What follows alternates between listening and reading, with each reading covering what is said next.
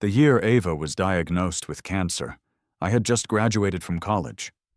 My pockets were empty, and after scraping everything together, I only had $500 to my name. It wasn't nearly enough to save her. I spent days calling everyone I could think of, borrowing from friends and distant acquaintances, and managed to gather $150,000. But on my way back to the hospital, just after I secured the last of the money, I received the news that she had passed away. I never got to see Ava one last time. For the next 5 years, I moved down south by myself. I took whatever work I could find, living frugally with the single goal of paying back the massive debt I had accumulated. When I finally cleared the last of my loans, I returned to H-City. It was there, at a hot pot restaurant she used to love, that I ran into a woman who looked exactly like her. By then, she had a successful career, a happy family, and even a child. Winters in H-City are always quite cold. I was sitting alone, eating my meal, when a familiar voice cut through the low hum of the restaurant. Through a pane of glass fogged by the steam, I saw a woman with rimless glasses gently serving food to a little girl. I didn't think much of it at first, not until I saw the small mole near her eye, a detail so familiar it made my breath catch. I stood up without thinking, my chair scraping against the floor, and stared at her, my mind overwhelmed. "Ava, is that you?" Amidst the noise, it seemed she heard someone calling her name.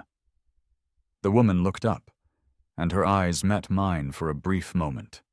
Her expression shifted from confusion to shock and then to a coldness as tears began to well in her eyes. "Alex," she said, her voice steady despite the emotion. "Long time no see." I sat down awkwardly across from her and the little girl. Ava maintained her composure, casually placing pieces of meat into the simmering hot pot for the child. "Want some vinegar?" she asked, pointing to my bowl of sesame sauce. "You always liked things sour." Back when we had hot pot together, she would always mix a small bowl of vinegar and garlic for me. But over the last 5 years, I had lost my taste for many things. I just shook my head, unsure how to even begin the conversation.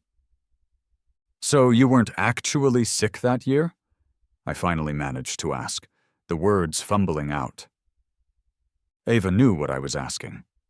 She paused her actions for a moment before giving a slight nod, as if we were discussing some trivial matter and not a lie that had reshaped my entire life. 5 years ago, I was in the distant city of J-City borrowing money. I transferred it directly into her account. On my way back to H-City, I got the sudden news of her liver failure.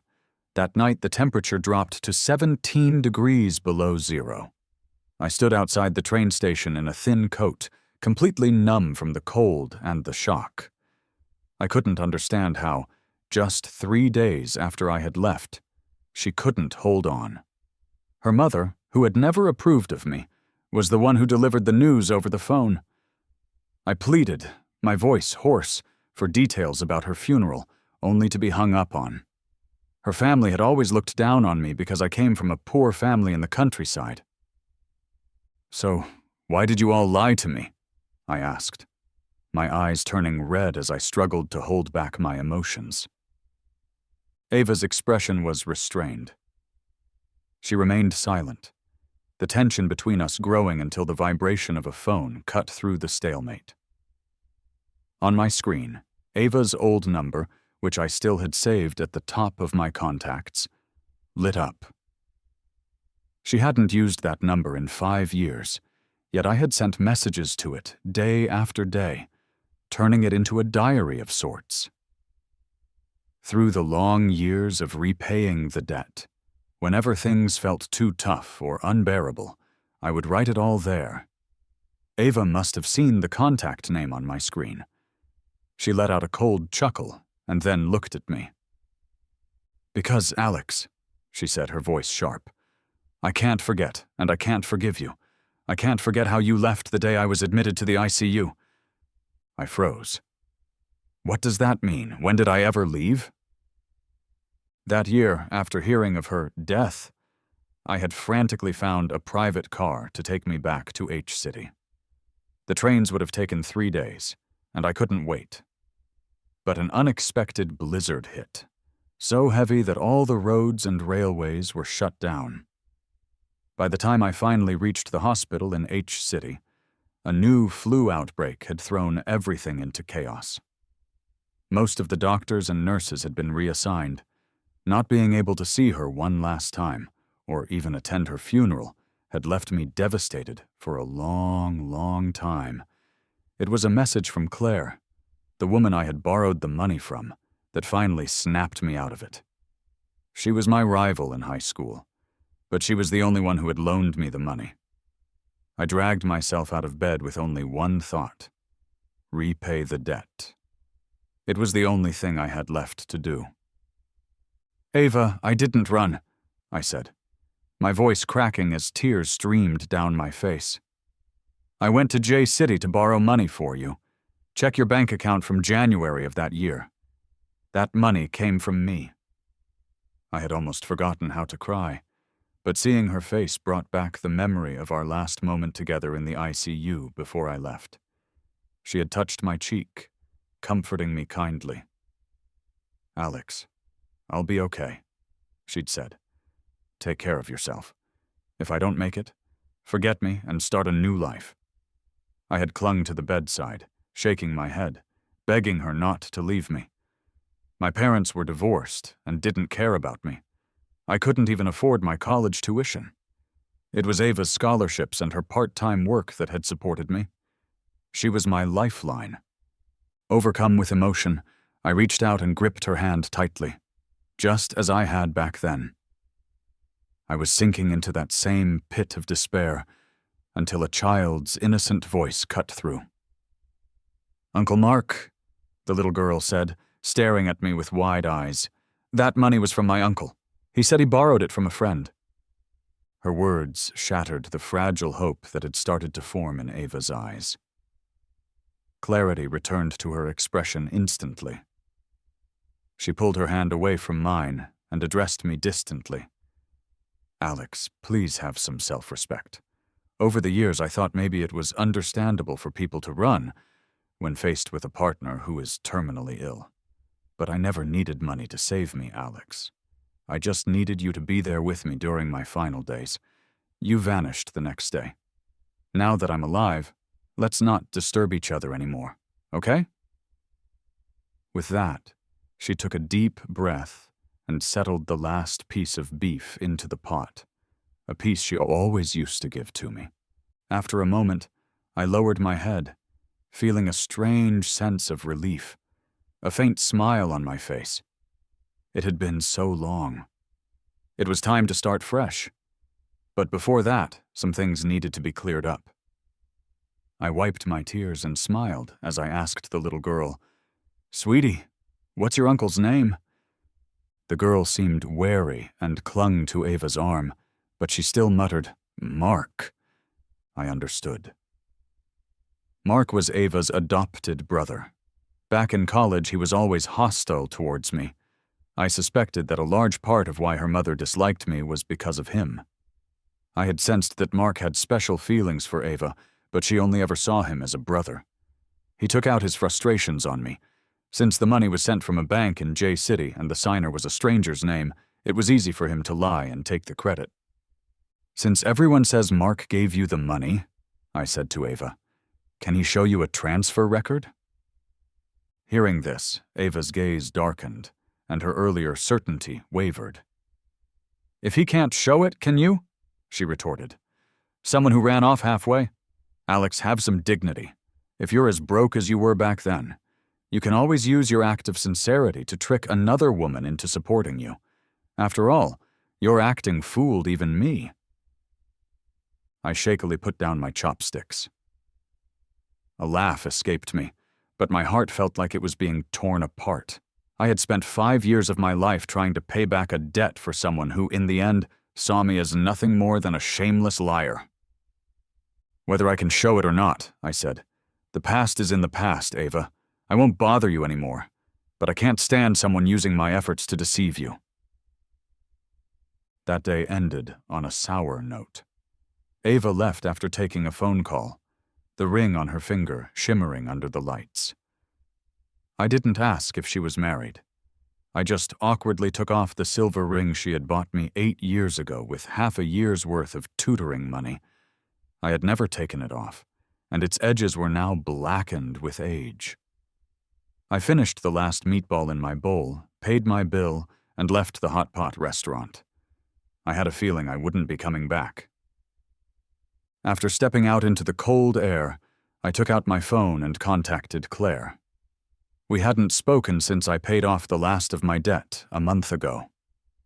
Back then, when Ava had a sudden liver and kidney failure, I had stood by a hospital window all night, calling everyone I knew. I only managed to raise $200. Desperate, I reached out to my high school rival, a rich girl named Clare. $150,000? Sure, she had said. But you need to come to J City to get it. We had a huge fight in high school once. I had given her a scar on her forehead, and I almost got expelled. But I was desperate and had nothing to lose. When I arrived at the private room she had specified in J City, she was surrounded by people. "You can borrow the money," she said with a sneer, "but you have to kneel for me." She wanted to crush my pride completely. I had no other choice, so I knelt on the floor amidst the mocking laughter of her friends. I don't really remember the feeling of my knees hitting the cold floor, only that she eventually called everyone off, looking bored. She flicked a cigarette near my feet. "Is it worth it for a woman?" she asked. "It's worth it," I said without hesitation. Now my answer would be different. She clicked her tongue, made a phone call, and got my account information. "The money will be sent today," she'd said. "I'll pay it back," I had promised, my hands shaking. Now I sent her a message. "Claire, do you still have the transfer record from 5 years ago?" About 30 minutes later, she replied, "I have it. What's up?" "I need it," I typed back. I hesitated for a moment before telling her the truth. Ava didn't die, and someone took credit for the money I gave her. I need the evidence. She was quiet for a moment. "So many scumbags," she finally wrote. "I'm in H City right now. I'll check and let you know. Come find me." The next afternoon, she arranged to meet at the most expensive restaurant in H City. When I arrived, a business dinner was in full swing. Claire sat at the center of a large, round table, confidently raising her glass. "We're planning to open an investment company in H City," she announced. "I'll be here for a long time, so please take care of us." I stood at the door, watching her, a strange sense of envy welling up inside me. Once her guests had left, I went inside. Amidst the leftover food, she glanced up at me and pulled a receipt from her pocket. The date showed a $150,000 transfer into Ava's bank account 5 years ago. "I'll have my assistant send you the electronic version later," she said. "Thanks," I said, taking the receipt and turning to leave. "Wait," Claire's firm voice stopped me. "You're just going to leave like that? Without showing some gratitude?" "How do you want me to do that?" I asked calmly. She thought for a moment. "How about this? Join my new investment company. We need people." I was stunned. "Claire, you've got the wrong person. I don't have any experience." "I remember someone who was top of their class in finance," she said, raising an eyebrow. My heart sank. In college, with Ava's support, I had excelled, planning to go to graduate school and work in investment banking. But her illness and death had shattered those plans. I couldn't afford grad school, and without a master's degree, couldn't get a decent job in finance. I ended up in e-commerce, a path that led me far from my original dreams. "I just don't get it, Claire. Why are you helping me?" "You've got it wrong," she said matter-of-factly. "I'm not helping you. You'll work for me. It's just business. Your effort, my money." I knew she could hire someone more qualified. I didn't want to get too involved with her. I was grateful for her help, but I couldn't forget the humiliation of kneeling before her. "I don't need this," I said, clutching the receipt. "I can survive."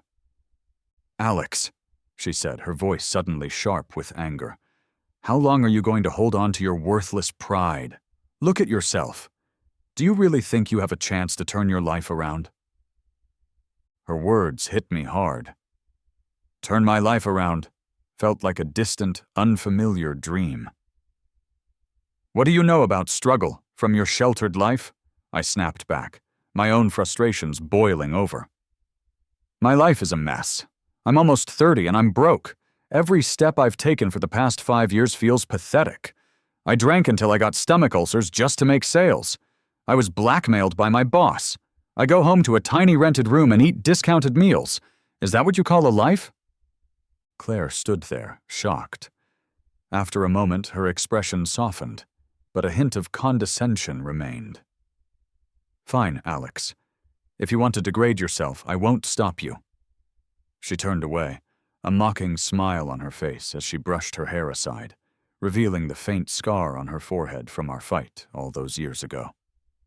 The scar seemed to mock me now, a reminder of a time when I was reckless and fearless. "What am I so afraid of?" I thought. "Can things really get any worse?" The answer was no.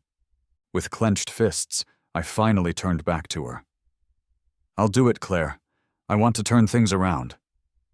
Claire had high expectations. She wanted me to refresh my knowledge, understand the current market, and study case studies. During my initial internship period, I'd only make the same as a new graduate. Climbing higher was up to me. One night while I was studying late, my phone vibrated twice. It was Ava's old number. At 4 a.m, someone had sent a message and then quickly retracted it. Curious, I wondered why she was using that account again. It was convenient timing, as I was still figuring out how to contact her. I sent the electronic receipt to her number, but no reply came. The next morning I sent another message. "Can we meet tomorrow around noon if it's convenient?" This time, an instant sure came back. She chose a fancy downtown restaurant. I was nearly late coming from work. A man in a tuxedo was playing the piano. I saw Ava by the window, but she wasn't alone. A man in a gray suit sat with her. It was Mark. I took a deep breath and sat down across from them. I had thought sending the proof would clear everything up. I didn't expect this continued animosity. "Ava," I said, placing my phone on the table, "I told you I had proof. You've seen it, right?" Before she could answer, a young server approached to pour tea. He stumbled, knocking my phone into a small, decorative trough of water beside the table. I quickly fished it out, but it was soaked and wouldn't turn on. "I'm so sorry," the server stammered. I just shook my head, frustrated. After the mishap, I ignored their expressions and pulled the paper receipt from my pocket, handing it to Ava. "Here. This is the transfer slip from J-City Bank. You can verify it." Ava looked down at it, her expression unreadable. Mark, however, glanced at it and smirked.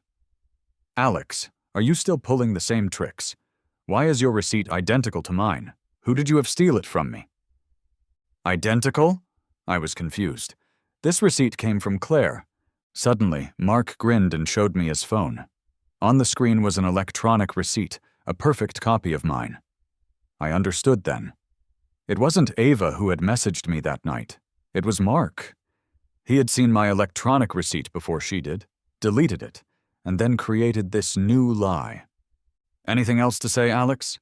Ava said, her eyes filled with disappointment and anger. I lowered my gaze and chuckled softly. After all these years, Mark was still a pain. "Ava," I said, "did you log into that old account recently?" She frowned but nodded. She had probably seen the thousands of messages I'd sent, detailing all my hardships. "Can you show me the interface?" She complied, confused. On her phone, the electronic receipt was indeed gone. Just as I remembered my phone was dead, I sighed. Mark had planned this well. probably even telling the waiter to knock my phone into the water. Originally, I had just come to prove I hadn't run away. Ava had helped me for 4 years of college, and I felt I owed her the truth. But seeing Mark's smug face filled me with a bitter anger. "Ava, are you two married?" I asked, looking at their matching rings. She remained silent, but Mark blushed and said, "Not yet, but we're engaged." I smirked. Ava used to tell me she couldn't imagine marrying anyone but me. "All right, Ava, one last question," I said, my voice hoarse. "Are you with him because he gave you that $150,000? She crossed her hands, looking at me coldly. She wore an expensive watch, the kind we used to dream about. "Yes, Alex. Mark saved my life. I would die for him, let alone marry him." Hearing that, I finally surrendered. I pulled a bank card from my pocket. It was the card used for the transfer. "Ava, Mark claims the money came from a friend. So why do I have this card?" Her expression changed drastically as she recognized the card number matching the receipt. It was undeniable proof. Mark jumped up, trying to snatch the card. "Alex, give it to me." I quickly pocketed it. "No need to snatch it, Mark. No matter how you lie, it's useless. I have the receipt, the card, and even the person who made the transfer. Stop pretending. It's disgusting." "Ava, he stole it from me," Mark pleaded, grabbing her hand. "My friend gave me the card, but I misplaced it." Ava's eyes were filled with turmoil. "Mark," she said, her voice shaking with anger, "do you still think I'm a fool? If you had proof, you would have shown it to me 5 years ago. I trusted you. I trusted Mom. I can't believe you both lied to me." Tears flowed down her cheeks. She reached out a trembling hand towards me, but I stepped back. "Alex, when I woke up, Mom and Mark told me you ran away," she sobbed. "I waited for you for 3 days in the ICU, but you never came. I believed them. I'm sorry. I'm so sorry I didn't choose to believe you. Those messages. I read them all. I've never stopped thinking about you." She stood before me, trying to explain, but I felt nothing but cold distance. "Ava, you couldn't wait 3 days. I spent 5 years paying back that money. Isn't that ironic? You're engaged now. You shouldn't be saying these things. I hope we don't meet again." I grabbed my bag and left. Claire had mentioned an important meeting at 2 o'clock, and I couldn't miss it. I had preemptively borrowed the card from Claire, feeling that the receipt might not be enough. It turned out to be the right call. The lunch meeting had shaken me, and I was distracted for the first part of the afternoon meeting. Claire shot me disapproving looks. I pulled myself together and focused, promising her it wouldn't happen again. I needed this job. After work, I went to the phone shop. To my surprise, the phone booted up normally. A message popped up. A transfer notification from Ava for $1.5 million. My heart sank. Another long message followed, filled with apologies and a desire to make amends. I didn't read it closely. The wind was cold, so I wrapped my scarf tighter and went to my usual noodle shop. "Hey, Alex," the owner greeted me. "The usual?" "Yes," I said, "but let's add a chicken leg today." The project collaboration in J City started later that month. It was my first real hands-on experience, and I often worked late. One night, my coworker Lewis sighed. "Alex, did you hear? We're getting a new department head tomorrow, parachuted in. I hear she's young but has a reputation for being really harsh." "Doesn't matter," I replied. "Our days aren't that great now anyway." But the next day, when I saw the new leader, I knew things were about to get much more complicated. It was Ava. She stood in front of the room, introducing herself. Her eyes inevitably landed on me. I gave her a blank stare, and she awkwardly looked away. At the end of the meeting, she suggested a team dinner. "I hope everyone can make it," she said, glancing cautiously in my direction. I raised my hand. Sorry, I have something tonight. My dog is sick, I lied. Just then, Claire appeared behind me. Which pet hospital, Alex? I'll have my assistant go with you. Don't spoil Ava's first day. She placed a firm hand on my shoulder. I'm free. I'll come along too. I was trapped. The whole dinner was tasteless. Later in the parking garage, a man was waiting by the entrance. It was Mark. He strode towards me, his hand raised to strike, but Claire moved swiftly, grabbing his arm. Who are you? She demanded. This is my brother, Ava explained as she approached. Brother? Mark spun around, shocked. Ava, I'm your fiancé. We have Lily. We're engaged. He waved his hand, showing off his ring. I glanced at Ava's hand. The engagement ring was gone, replaced by a plain silver one, the one I had thrown away weeks ago. Mark, I've told you many times. Lily was an accident, Ava said, her voice strained. I was too drunk to remember anything, and the next day you were in my bed. But you're Lily's mother, he pleaded. We should be a family. Don't forget, Ava sneered, that you and Mom lied to me about Alex. If you guys are going to keep talking about personal stuff, Alex and I are leaving, Claire cut in, leaning against a wall. She looked at me.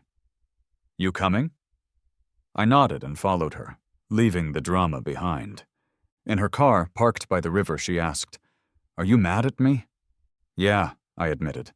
You knew about us, and you still made me go to that dinner. She chuckled softly. Alex, do you really think someone gets so drunk they have a one-night stand by accident? That's just stuff from TV dramas.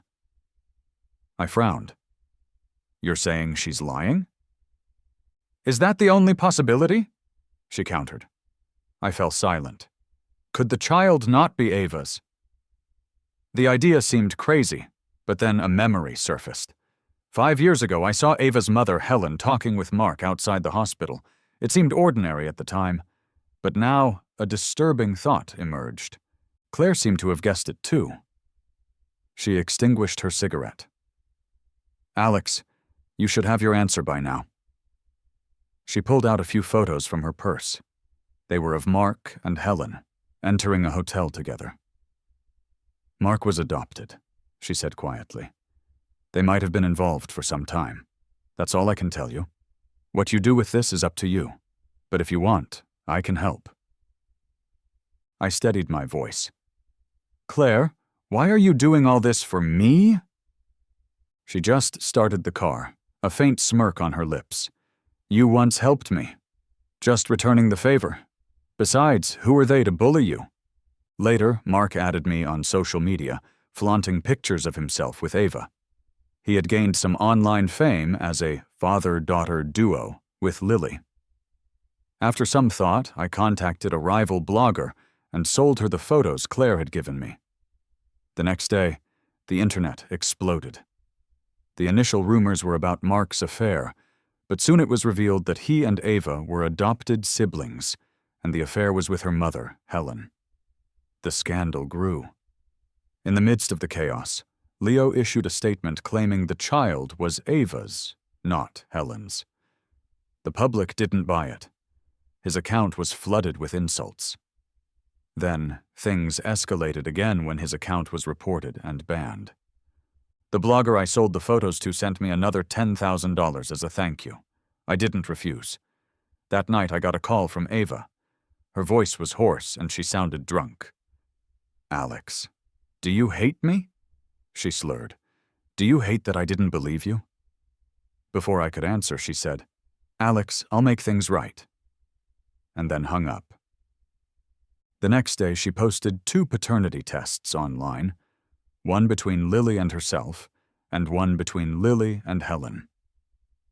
The results proved Lily was Helen's daughter. The truth smashed Mark's claims to pieces. At that moment, I used a burner account to contact Mark. He was desperate. I told him his only way out was to gather evidence and report Helen for illegal assault, framing himself as a victim. He agreed. A few days later, Mark posted records of reporting Helen to the police, along with years of chat logs and evidence.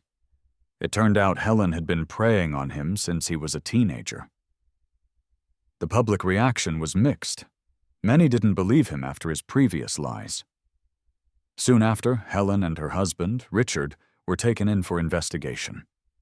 Helen was charged with assault, and Richard was investigated for child trafficking. It turned out the three of them had planned to keep the $150,000 from the beginning, faking Ava's death to ensure I wouldn't come looking for the money. Helen and Richard were both sentenced to life in prison. Mark, after the stress of the scandal, had a mental breakdown, and Ava, she quit her job and left H-City with Lily. No one knew where she went. Before she left, she sent me one last message. I was at a night market with colleagues when I read it. Alex, I hope in the next life I meet you with a healthy body, and I hope you'll hold my hand and smile, just like 10 years ago. I love you. I turned off my phone, a complicated feeling settling in my chest. Winters in H-City are freezing, but for the first time in a long time, I just wanted to live my life well. On New Year's Eve, our company celebrated the successful completion of the J-City project. Claire rented out an entire floor for a party. I don't usually drink much, but that night I was happy. I drank until I couldn't handle anymore, laughing with colleagues until my nose stung. Staring at the bubbles in my glass, I remembered being in that hot pot restaurant just a few months ago, with almost no money to my name. I never could have imagined my life would turn around so quickly. Later, I stumbled out of the restaurant, and someone caught me from behind. It was Claire. "I'll call a driver for you," she offered. "Nah, I can get a cab," I insisted, and promptly tripped over a rock. Claire steadied me, but her wallet fell from her pocket, scattering its contents. Among the cards, a slightly worn photo caught my eye. I bent down and picked it up. It was a photo of the back of a boy in a school uniform. From the light brown hair, I realized it was me. I looked up at Claire, grinning. "You sure hold a grudge, Claire. Was our high school fight such a big deal that you kept my photo all this time?" Her expression turned complicated. Watching my drunken state, she just laughed and called me a fool. Claire's perspective. I was 16 when my parents' divorce was at its worst. My mother took me from J-City to her hometown, H-City, for high school. The damp sea air was as irritating as my new classmates, who only talked about games and celebrities. None of them could match my grades, except for one person, Alex. He was an awkward boy who was always getting into fights when other kids made fun of his worn-out shoes or faded clothes. One day I asked my deskmate what his story was. "Oh, Alex?" she sneered. "He's a famous troublemaker. His parents left him with his grandma in 3rd grade. She's the one who cleans the school's toilets." Hearing that, something in my heart shifted. I looked at him, at his reddened eyes and his light brown hair, a sign of poor nutrition. How could someone who ate so poorly still achieve grades so close to mine? After that day, I started secretly leaving meat buns and milk in his desk drawer. Competition should be fair, after all. When he found the first bun, he hesitated, then devoured it in a single bite. Watching him eat while pretending to read during morning recitals always made me smile. As he ate better, his grades improved even more, and his brown hair returned to a healthy black. He seemed more confident. It was nice, like watching a stray cat you've been feeding grow strong. Senior year, I noticed our teacher giving me spots in academic competitions that should have been his. It made me uneasy. One afternoon, the tension between us finally erupted into a physical fight. He was stronger, and in the scuffle, my head hit the corner of a desk. My mom wanted to get him expelled, but I begged her not to. He lost his chance at special admission to a top university, but I knew he'd get in on his own. And he did, scoring first in the school. Then I found out he and Ava were together, I was planning to apply to the same university as him, but that news changed everything. We had never really talked much anyway. I decided to go to a university in J-City for a fresh start. Years passed. I built a career, got away from my mother's control, and almost forgot about my old rival. But sometimes, when I was drunk, I'd remember his defiant face.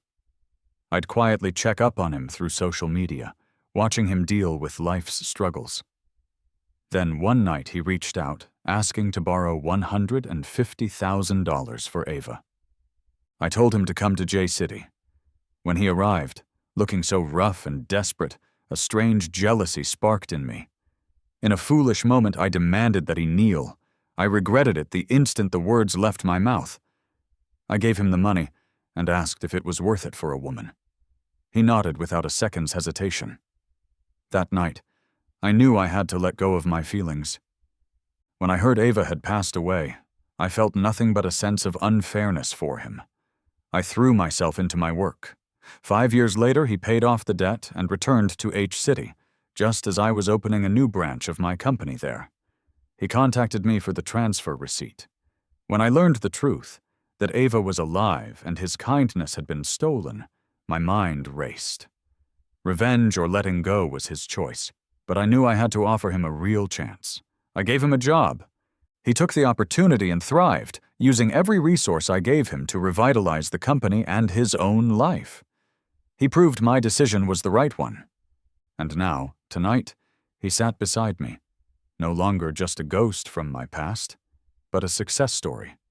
He held up that old photo and asked if I had fallen for him. I just teased him, but he looked at me with a new determination. Not love, he said, but admiration and gratitude. Thank you, Claire. I believe my life can turn around again because it already has. Remembering my own mother, I've always cherished the idea of helping someone see a bigger world. Because of him, I was willing to chart a new path, to give him a space where he could flourish, and in doing so, bring hope not just to him, but to myself as well.